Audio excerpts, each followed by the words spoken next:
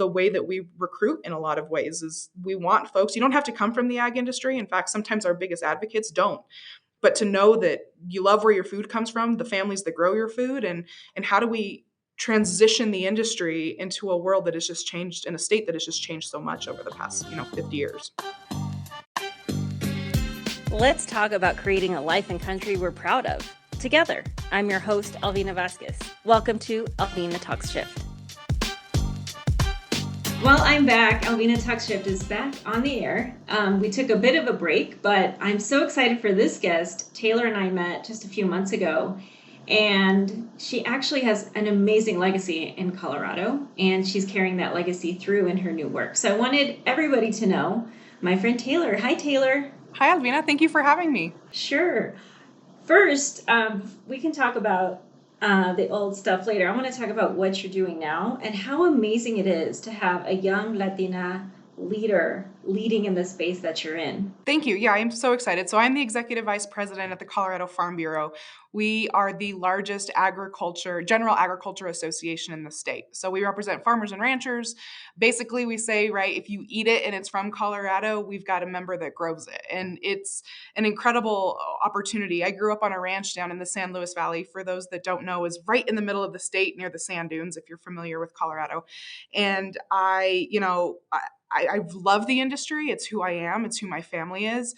My family has been in the Valley since the 1600s. And so it's been a great opportunity. I knew that my place was not working cows every morning. I knew that I wanted to be still representing the industry, but not ranching. And so being a part of Colorado Farm Bureau for the past almost 8 years now has been an incredible opportunity. I took over as the executive director, CEO.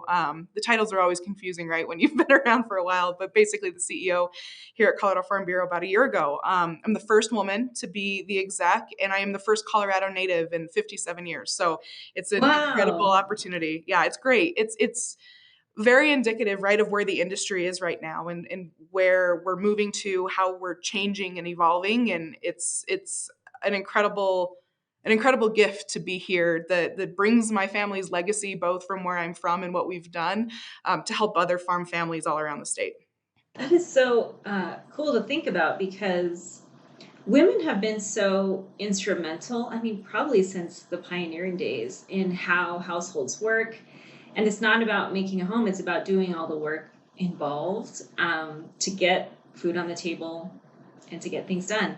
So who are your major inspirations in your work? That's a great question. We have some incredible female leadership, both within the organization and without, right? Like you said it best, right? Women have been involved in farming and ranching for forever, but it doesn't necessarily seem like it, right? Right. But when we look at my own family and we look at other families, the majority of farms and ranches in Colorado aren't, bringing in a ton of cash. And so a lot of times, even if the primary, rancher or farmer is a man, or is the male in the family, right? The female, the wife, the matriarch of the family likely has a second job, even if it's for health insurance or just to have a steady income, right? And so, there's incredible people like my mom, who grew up, she was a public health nurse.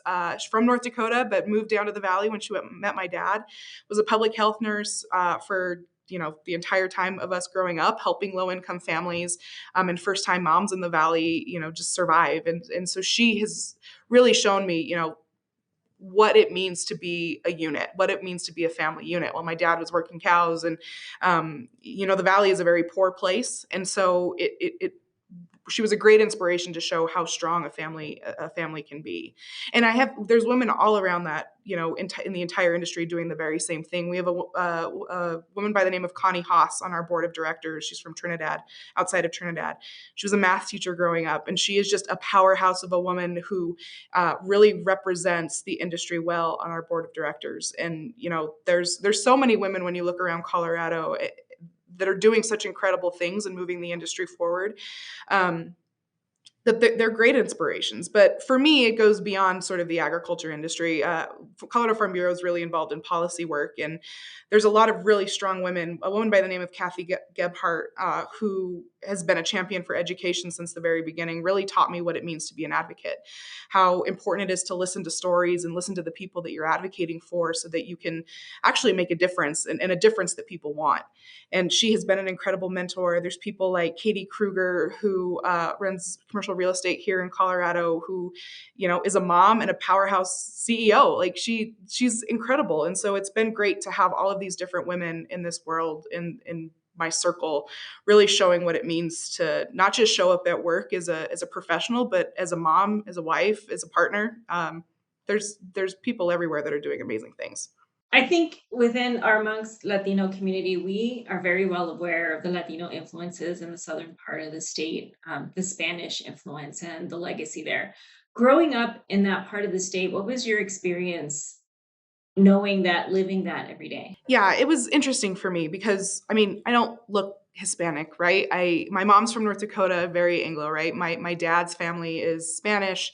Again, I said we've been around since the 1600s, but my grandma had, Mexican descent. And so it was a really interesting dynamic. The Valley has had they've had difficult conversations around race for a really long time. Since my dad was in high school, right in the 70s, we have a interesting mix of native Hispanos who have been around for forever. We have new immigration coming in. It's a very agricultural part of the state, so a lot of immigration too has come from directly from Mexico. So there's a lot of tension, right, about where you're from, uh, what kind of Latina are you, where do your loyalties lie, right, and it's a story that's not unique to us. It's unique to sort of our history moving forward. I think the biggest eye-opening, I guess, experience growing up was I grew up in a high school or in a K-12 education system that was really small. The town that I grew up in has like 2,000 people in it on a good day. I graduated with a class of 35. Our school was 95% Hispanic. High 90s for free and reduced lunch, which is just indicative, right, of the kind of population that our school was serving. And I think it was incredibly powerful for me to see our school district and see a school district not too far away, right, that was predominantly white. And just see how these divisions and these conversations and these tensions still exist in a world that, we think has changed drastically, which in a lot of ways things are better, but in a lot of things we're still having the same conversations that we've been having for a really long time. And I'll never forget, I was interviewing to be when I was going to college, I was interviewing to be a part of a presidential scholar at one of the universities that I had applied to. And they asked me, like, what do you think about immigration? And I was sitting there like, listen, like this is way more complicated than the question you all are trying to make this out to Right. be. Like I grew up with people who the majority of them probably weren't citizens, right? But we as a school district and as a community, we wouldn't exist without them. And so it was always this really hard conversation around tensions, right? About how are you supporting your community, but also how are you finding the resources to make sure that your communities are thriving? And what are the expectations of the students at our school? I mean, there were it's a different conversation when you're talking about college for students that can afford it versus students who have to go home to support their families because everybody works, right? You turn 16 and you're working. And so I'm rambling at this point, but I think it's a really powerful conversation to continue to look at that, I grew up in this itty bitty community that was, pretty similar moving around, but really struggled with poverty and really struggled with all of those hard issues that in a very rough place. Like even the weather in the valley is just incredibly rough. You can't go to school and expect to learn if you're freezing in negative 20-degree weather because you can't afford a coat. So it has been a very empowering story as I've moved into my career about making sure that I'm really listening and doing what I can to talk about the communities or to talk with the communities that we're impacting. I think that sends a really good message to folks, people that are, looking to elect leaders, looking to hire leaders, is that we have to hire leaders with the personal life experiences to listen, right? I think that is a skill set that's often looked over is how has this life experience of this person impacted their work? So it sounds like you're in a really great spot to really help the engine of the agricultural world. Yeah, thank you. I love that. And I think that listening piece is so important. So our staff is relatively small. There's 14 of us. We're a nonprofit, right? So we can't always pay what you could be paid working in the private sector. And one of the things that we talk about as a staff, right, is you don't come into this association nonprofit work unless you truly care about the people that you're representing. And as we look at a state, we look at a metro area that is increasingly, wealthy. It's unaffordable to live here in a lot of places, in a lot of areas, right? And we look at rural Colorado who are losing, we've got severe brain drain. People are moving out of rural areas. We have a struggle for economic development. Tourist towns, to some extent, have that same, like mountain towns have that same issue, right? You got people that Yeah. come in during the winter, but what about the people that live there all year round? And so it's really an important piece of what our culture here is, what our culture as a staff is as an organization, right? Is that we really have to remember that our rural farm families are struggling in a lot of different ways, whether it's because, farm prices are low, whether it's because they're not selling, like the commodity prices are low, we have drought, whatever the external factors are. But also their communities are struggling. And so how do we as an organization, how does it fuel our passion as a staff to come in every day knowing that the work that we do makes a difference? And really that's the way that we recruit in a lot of ways is we want folks, you don't have to come from the ag industry. In fact, sometimes our biggest advocates don't, but to know that you love where your food comes from, the families that grow your food, and how do we transition the industry into a world that has just changed, in a state that has just changed so much over the past 50 years. So you alluded to it. So let's tap a little bit into your legacy here in Colorado and the Colorado education system. How did that come about? Well, first let's catch folks up because I think it's been a while. People need to know where this what issues you're working on, and then where did it land, and how has that changed you as a professional woman now? Sure. So context, way back in the, mid 90s, maybe a little later 90s, I mentioned Kathy Gebhardt earlier.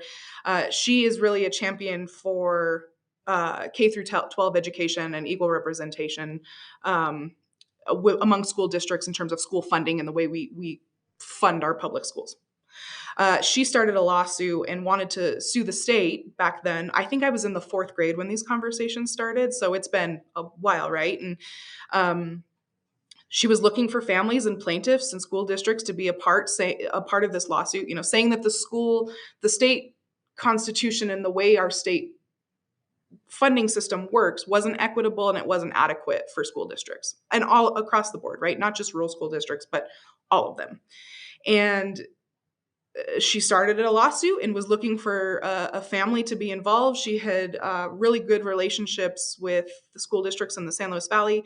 My superintendent at the time, George Welsh, was also really passionate about school finance policy. And as Kathy was looking for a family to sort of represent all of the other plaintiffs, she makes this joke that she saw my dad being the cheerleader at one of our football games and was like, him, which is like one of the most embarrassing moments of my life, right? Like, oh my gosh, he was just too much. And my family sort of said, yeah, okay, like we'll help. And so they jumped in. It took years and years and years for the lawsuit to even sort of gain some traction and gain legs. And by then we had some success at district court. And I, at that point, was in high school and became sort of the spokesperson for this lawsuit to talk about my story, talk about the struggles that we had, what inadequate funding in a school district meant for students. So we ended up, in terms of how the case went, we ended up all the way to the state Supreme Court, and we ended up losing. The state Supreme Court said, no, according to our Constitution, we are adequately funding students, which was unfortunate. And it was a big, the court case was called Lobato versus Colorado. So I should say, while I'm a Szilagyi now, I'm first and foremost a Lobato from the San Luis Valley. So I should have started with that. But Lobato versus the state of Colorado really changed the conversation that we have around school funding. And it was an incredible opportunity for me. to be out there and being a spokesperson for all of these plaintiffs. I got to testify at our appeal, the appeal court, and got to sit front row at the state Supreme Court, which was an incredible opportunity. I got to meet some really, truly amazing people that I would have never guessed. And at this point, I was in college. And it really inspired me to be an advocate and to want to go into policy and not so much politics at the time, right? I sort of didn't understand that in order to have policy, you need politics, but I really Yeah, loved the yeah. policy part of it, right? I grew up really quick. I mean, I was doing news interviews when I was a junior in high school and standing outside of, some pretty powerful places, really talking about the need for students across Colorado. And we can sit and debate, and everybody is continuing, right, to continue to debate what a solution to school finance is in Colorado. But it was a really powerful movement with a lot of school districts, with a lot of plaintiffs, um, a lot of different coalition members coming together to ask for the same thing and saying we're underfunding our schools. And it was really that I got scared off from education policy, and I can say that. I can But I don't know what's imagine. worse. I got into ag policy, so now we talk farm bill, and I'm like, oh my gosh, it's all Yeah. complicated. How has that shaped how you do your work now? Like being part of a litigation seems like such a huge experience that you do take away from it. So, what were the things, like the top two or three things that you took away from that experience? I think probably the first, which is more of a pessimistic takeaway, right, is it is incredibly frustrating when politics get in the way of good policy. And I think there were some great opportunities during that time for the legislature to come together and say, okay, this doesn't need to be decided in the courts. We need to figure this out under the dome. They didn't. Everybody sort of put their hands up and said, we'll let them figure it out. And which is unfortunate, right? Because then we came to a conclusion. The Supreme Court said, nah, we're good. And we're still having the same debates now that we were then. Yeah. But the second piece, which is a little bit more optimistic, is I think it is incredibly powerful when you can get that many diverse stakeholders to come together to fight for good policy and surround yourself around an issue. And that's true, in what we do in the ag space every day. We can sit and being general ag, we're lucky, right? I mentioned that if it's grown in Colorado, we've got a member that grows it. Well, we also have a bunch of associations that represent commodity specific, right? So cattle, corn, wheat, potatoes, they're all their own entities too. And being able to come together to solve a really hard ag problem, everybody has to eat. We need Yeah. we're all a part of this world, right? So we need a sustainable and a strong food system. And the goal and our goal here at Colorado Farm Bureau is really to bring all of those diverse stakeholders, like we did in Lobato, come together, sit at a table, understand that we have differences and different priorities, but that we can work together to actually find out real solutions. And I think we're seeing that in forcing those stakeholders in Colorado to also, say, listen, you know, there are real solutions and this isn't going to be easy. We're all going to have to give a little, take a little, but it's possible. And so Lobato really taught me that. It really taught me that as politically divided as we seem sometimes and as we hear sometimes, and that when we have a real issue that matters to folks, people are willing to sit at the table, and we just have to demand that that happens. And we have to listen. You mentioned it right earlier about the importance of listening. We just have to sit and listen. So I know right now in the political space, there's a lot of competing interests between sustainability, there's new food movements, and agriculture. How is that impacting your work? What is the future of food in this country, in your opinion? So I think the most exciting thing is that people are talking about it. We're talking about local food. We're talking about what's being grown locally. We're talking about, what's in season, what's not. I think that during COVID, we saw a lot of interest in people farm or gardening in their backyard and growing things. And I think that's a beautiful thing because we all need to understand where our food comes from. We talk a lot in this industry, right? Everybody used to say like, "Oh yeah, I grew up on a farm," or "My grandparents were a part of a farm." That's not true anymore. A lot of folks Yeah. are continuing to move further and further away from the farm. We talk a lot in the industry about telling our story and the importance of telling our story. We get in the stereotype of a farmer, right? I think it's important to note that the average age of a farmer in Colorado is just over 58 years. That's Oh.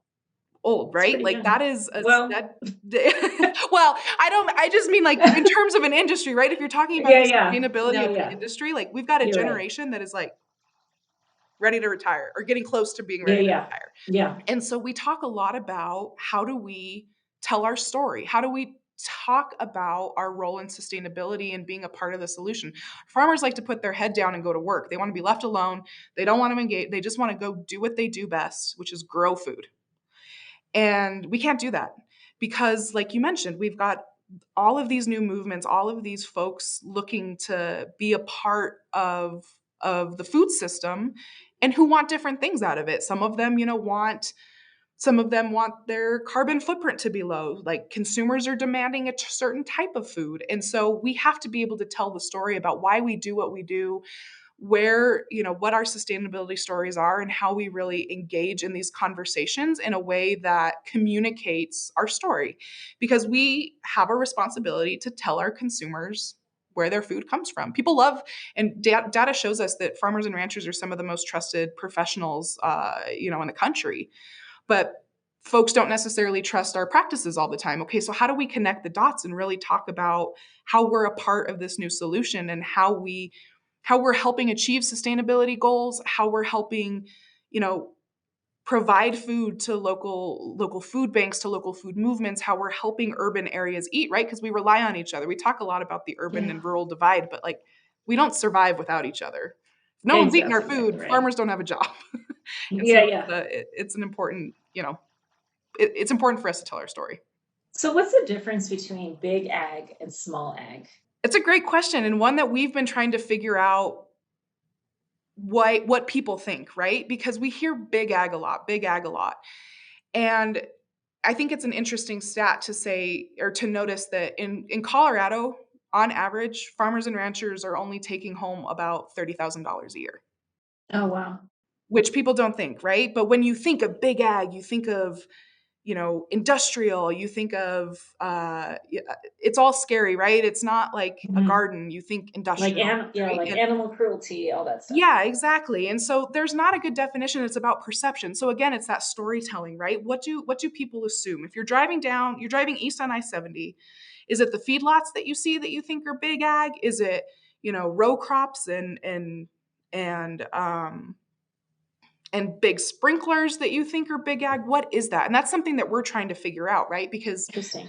the food system doesn't survive without those feedlots, right? And farmers and ranchers, they care about their animals. They don't feed or grow anything that they wouldn't feed their families. But again, we don't do a good job telling that story. And so the public's perception of what big ag looks like may not tell the whole story, but we need to figure out what that is. And so it's a bigger conversation around the food system, right? And what that difference looks like and how those bigger operations, or if you go and you see huge chicken houses or whatever it is, right, how they play into the food system and where that food goes. And so it's not really a good answer to your question because it's one we're trying to figure out what people see as well. But I think it's important to note that every single part of our food system is important in some way, whether we're exporting that food to, impoverished countries, or whether it's us and smaller farms that are providing food to a farmer's market or doing more local food. We want consumers to have food that they can afford, food that they can believe in the way it's grown, and food that they can trust where it's coming from. And so it's part of our job. It is our job to tell that story and to make sure consumers know that what they're eating is what they want to eat. Okay, now we're going to switch gears because when I met you, we were talking about having a toddler. Yeah.